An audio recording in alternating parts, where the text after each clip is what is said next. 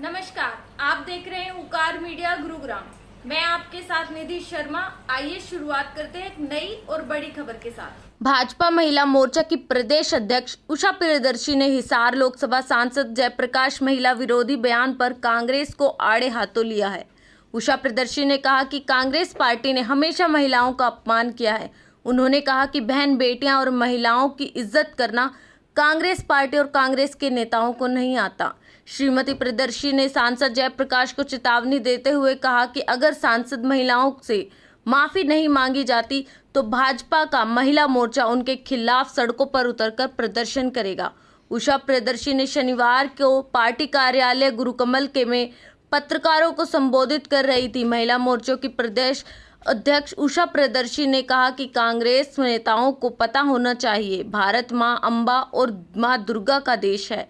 भारतीय संस्कृति में महिलाओं को सम्मान दिया गया है। भारतीय संस्कृति में महिलाएं ही परिवार की असली विरासत को संभालती थी और महिलाएं ही परिवार की मुखिया होती थी। भारतीय जनता पार्टी और नरेंद्र मोदी ने महिलाओं को सम्मान देते हुए बेटी बचाओ बेटी पढ़ाओ के नारे को सार्थक किया। महिलाओं को लोकसभा विधानसभा चुनाव में 33% और पंचायतों में 50% आरक्षण देकर महिलाओं को सशक्त करने का काम किया है। कांग्रेस पर निशाना साधते हुए उषा प्रियदर्शी ने कहा कि कांग्रेस के नेता समय समय पर महिलाओं को नीचा दिखाने का कार्य करते रहे हैं।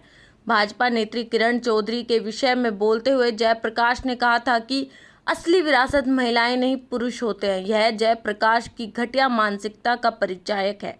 उन्होंने कहा कि कांग्रेस नेता 5 सीट जीतने के बाद घमंड से भरे हुए हैं तथा हमेशा ही घमंडिया बातें करते हैं। बहन बेटियां और महिलाओं की इज्जत करना कांग्रेस पार्टी और कांग्रेस के नेताओं को नहीं आता। और मैं यहाँ भारतीय जनता पार्टी गुरुकमल में इस कार्यालय में आप सभी पत्रकार बंधुओं का, छायाकार बंधुओं का, आप सबका बहुत बहुत अभिनंदन करती हूँ और आप सबका धन्यवाद करती हूँ कि आज एक ऐसे मुद्दे के लिए हम यहाँ पर आप सबके साथ रूबरू होने का जो विषय है उसमें अभी कल ही हिसार से सांसद जो कि अभी नई कांग्रेस से आप जीत कर आए हैं जयप्रकाश जी ने कहा है कि जो महिलाओं को विरासत चलाने का अधिकार नहीं है, वो विरासत नहीं चला सकते, ये काम सिर्फ पुरुषों का है।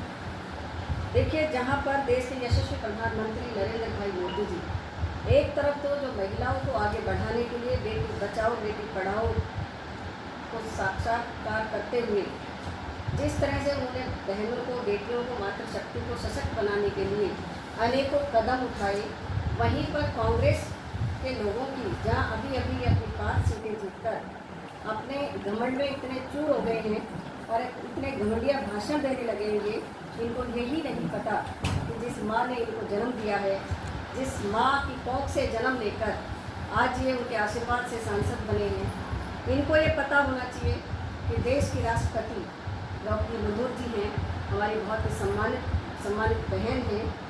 इनकी जो कांग्रेस की जो सबसे पहले जो इंदिरा गांधी जी देश की प्रधानमंत्री रही, सोनिया गांधी जी ने भी देश चलाया, आज प्रियंका गांधी भी देश चला रही है। इन्हें शर्म आनी चाहिए कि ये महिलाओं के लिए ऐसे इनको नीचा दिखाने के लिए और इस तरह की बयानबाजी करते हैं। मैं महिला मोर्चा प्रदेश अध्यक्ष होने के नाते हरियाणा की इस धरती से आज ये आपके माध्यम से आगाज करती हूँ कि या तो जयप्रकाश जी अपनी बात को वापस करें और नारी शक्ति से माफ़ी मांगे आज की आज, अन्यथा हरियाणा के अंदर महिला शक्ति की तरफ से वो आंदोलन होगा और इन्हें समझ में आएगा कि किस तरह से जब इनको मौका मिला।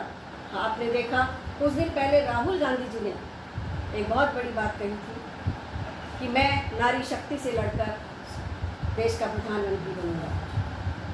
यही नहीं, कुछ दिन पहले आपने देखा फरीदाबाद में महेंद्र प्रताप जी ने हमारी बहन सीमा त्रिखा जी को एक गाली भरा शब्द यूज किया था।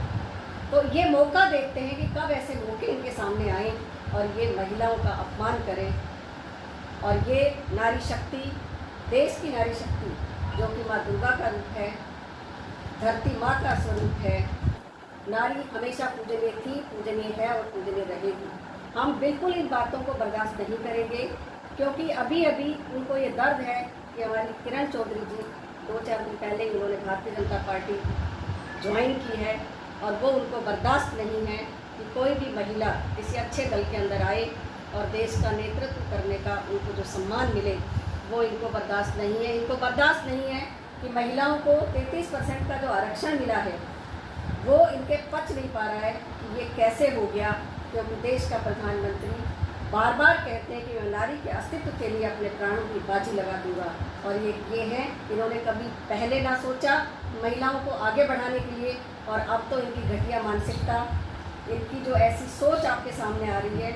मेरा आप सभी मीडिया बंधुओं से आग्रह है कि इस बात को आप सभी लोग नीचे तक लेकर जाएं और नारी शक्ति के सम्मान के लिए आप लोग नारियों का साथ दें।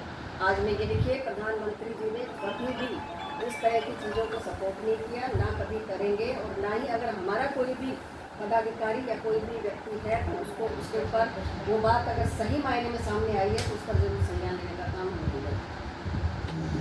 हर हालत में माफ़ी मांगनी पड़ेगी, नहीं तो हम यहाँ पूरे भारत की नारी इस बात का आंदोलन करेगी।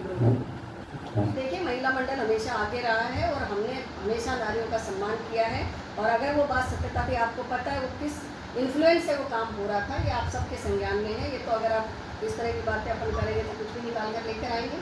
हमने कभी भी सपोर्ट इस तरह की गलत चीज़ों का न किया है न करेंगे। देखिए ब्रजभूषण का टिकट काटना नहीं काटना इसका संबंध हमसे नहीं, शीर्ष नेतृत्व का अपना एक डिसीजन है, और टिकट किसको देनी है किसको नहीं देनी है ऊपर के लोग तय करते हैं, हमारा नहीं है। लेकिन इस सवाल में एक ऐड हो जाएगा कि जो हरियाणा में 50-50 रहा कांग्रेस बीजेपी, तो आपको लगता है जो पहलवानों का प्रदर्शन का मुद्दा था वो इन्फ्लुएंस क्या काफ़ी? कोई इन्फ्लुएंस नहीं था। देखिए कांग्रेस की षड्यंत्रकारी नीतियाँ थी, और उन्होंने हमारे एक विशेष वर्ग जो कि भोला भाला वर्ग है, जो जिसकी हमेशा कांग्रेस ने वोट की राजनीति के लिए उनको यूज़ किया है, आज फिर उन्होंने देखा कि पिछले 10 सालों में जिस तरह से उस वर्ग को भारतीय जनता पार्टी, देश के यशस्वी प्रधानमंत्री नरेंद्र भाई मोदी ने उनको उत्थान के लिए जो अनेकों योजनाएं लेकर आए, और उस पर ये लोग घबरा करके एक आरक्षण कि आपका आरक्षण खत्म कर दिया जाएगा, इस मुद्दे को इन्होंने षड्यंत्र के जरिए से वहाँ तक उनको बरगलाने का काम किया। लेकिन निश्चित तौर पर इस चुनाव के बाद जहाँ पर इन्होंने 8500 रुपये महिलाओं के खाते में डालने की बात करी थी, आप बताइए कहाँ पर महिलाओं के खाते में 8500 रुपये डाले? इस मुद्दे को इन्होंने षड्यंत्र के जरिए से वहाँ तक उनको बरगलाने का काम किया। लेकिन निश्चित तौर पर इस चुनाव के बाद जहाँ पर इन्होंने 8500 रुपये महिलाओं के खाते में डालने की बात करी थी, आप बताइए कहाँ पर महिलाओं के खाते में 8500 रुपये डाले? ये पूरा एक झूठ बोला, ये पूरा एक झूठ बोला, आरक्षण खत्म कर देंगे, इतना बड़ा झूठ था। ये आप लोग भी अच्छी तरह से जानते हैं कि बात संविधान के अंदर है, उसको बदला नहीं जा सकता। 1000 नारी का अपमान हुआ है। देश के प्रधानमंत्री नरेंद्र भाई मोदी जी ने किसी भी चीज़ का सपोर्ट इस तरह से नहीं किया है। ये सब मुद्दे हैं जिनकी विशेष जानकारियाँ लोगों को नहीं होती हैं, तो ये मुद्दे अनायास उठाए जाते हैं। ये विरोधी दल के काम होते हैं, इनके पास उस समय ज़्यादा लोगों के पास कुछ नहीं था, तो कुछ ना कुछ बात को जोड़ करोड़ मरोड़ कर किए जाते हैं। लेकिन ये जो बात मैं आपके सामने ये मुद्दा लेकर आई हूँ, ये अच्छी तरह से आपको पता, आप उस वीडियो को सुनिए। सार्वजनिक मंच के ऊपर वो इस तरह की बात कह रहे हैं कि महिला को विरासत संभालने का काम नहीं है, ये काम सिर्फ क्या वो अपने नारी के। आप सुनिए ना वीडियो, आपको समझ में आएगा, पहले आप उसको सुन लीजिए। तो उन्होंने, और परिवार के लिए अगर वो सोचते हैं तो फिर वो कैसे परिवार के मसीहा हैं? अगर कल को सपोज करो मैं अपनी बेटी, मैंने पैदा की मेरी बेटी, और मैं उसका, ये मेरा सपना रहेगा कि मैं वो मेरी बेटी पढ़े लिखे आगे अपने घर का नाम रोशन करे, समाज का नाम रोशन करे, परिवार का नाम रोशन करे, देश के लिए समर्पित हो। तो ये भावना अगर उनमें नहीं है तो मुझे लगता है फिर वो क्या करेंगे? टिप्पणी की है, उनको माफ़ी मांगनी चाहिए, सार्वजनिक मंच पर आकर माफ़ी मांगनी चाहिए, पूरे देश की महिला शक्ति से माफ़ी मांगनी चाहिए।